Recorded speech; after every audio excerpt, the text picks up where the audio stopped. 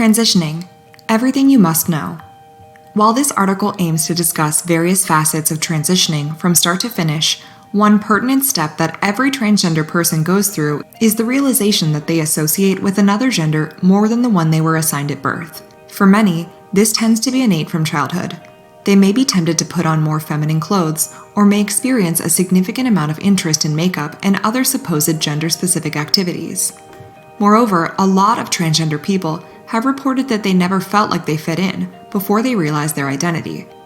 Before that, many transgender people also experience gender dysphoria, even though they might not recognize it by name. Transitioning and coming out. The next step for many is transitioning. It is obvious that this is a big step. Every transgender person has their own goals, dreams, and desires, and as a result, the perfect timing to transition varies for each person. For many people, even after realizing their identity, they take several months or even years before they decide to transition. As far as coming out is concerned, it is recommended to do so with at least one or two people you trust before transitioning. This helps you build a support system during transitioning, which can be a very overwhelming process. Please remember that if you are under the age of 18, you would require parental consent to undergo transitioning through hormone replacement therapy. Developing the right mindset. As stated before, transitioning can be challenging, painful, and overwhelming. Moreover, the results won't appear overnight. It takes a substantial amount of time. As a result, it requires a lot of patience. It is highly recommended to set specific goals and take it one step at a time. Do not try to rush through the process. In some countries in particular, the process can be quite lengthy.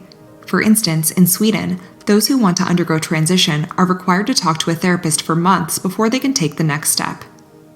Seek support and help.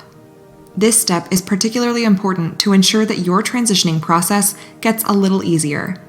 We highly recommend finding a gender therapist and a support group. In fact, finding a gender therapist is one of the most important steps when transitioning. Inform them of your goals and they can help you achieve them. It is equally important to find a support group in your social circle or even outside of it. Transitioning. There are many decisions to undertake with respect to transitioning. For instance, do you want to undergo HRT and gender-affirming surgery?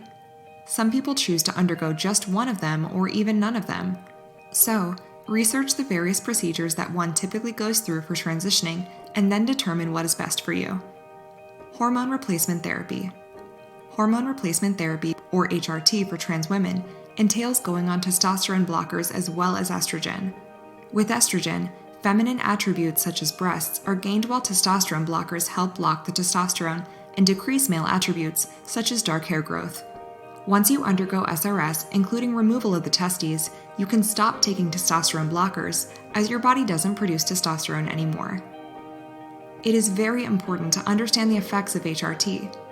Firstly, when you go on estrogen, all of your body parts tend to undergo changes, including your face, hips, body, breasts, and more.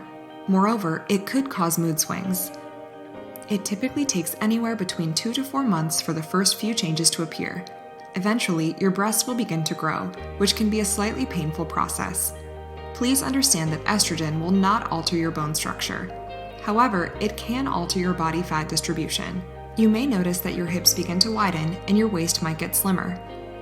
Legal changes. To legally change your name, pronouns, and gender, you need to understand the laws and legislations within your county and state. For example, in Sweden, the government assists people with these procedures after you seek the assistance of a gender therapist. Once your gender therapist approves of the process, they will send a letter to the government. Then, you merely have to visit the website to change your name. Following that, the government will change your legal status as well. You can then change your driver's license to align with your legal name and gender, but these rules vary from place to place. Unwanted hair. As you transition, you may begin to be irked by unwanted facial and body hair. You can purchase IPL machines, as removing unwanted hair can help significantly with body dysphoria. For instance, with the KetchBeauty machines, with just a click of a few buttons, you can easily remove your body hair and facial hair. While talking about unwanted hair, it is also important to talk about the hair that we may want, such as long, beautiful locks. We highly recommend growing out your hair starting a few months before you start transitioning, so it is at a good length when you finally start the process. Makeup and clothes. Transitioning can be expensive, but you can cut costs in various places. You can ask your friends for clothes they no longer wear, or you can go thrift store hopping. When it comes to clothes and makeup, finding out what your exact style is can also be a long drawn process. It will require a lot of trial and error to understand what you like and what suits you. To better understand fashion and makeup, or for inspiration, you can turn to YouTube or Instagram. There are hundreds of influencers in the field of makeup and fashion whose videos can help you learn the basics and then eventually find your style. Voice. As you transition, you might experience gender dysphoria because of your voice, which remains unchanged. So you can opt for one of these two choices: vocal coach or vocal surgery. A vocal coach can help you learn how to speak in a more feminine manner with a higher pitch. In Sweden, hiring a vocal coach for this specific purpose is free. The process of perfecting the pitch may take around 4 months.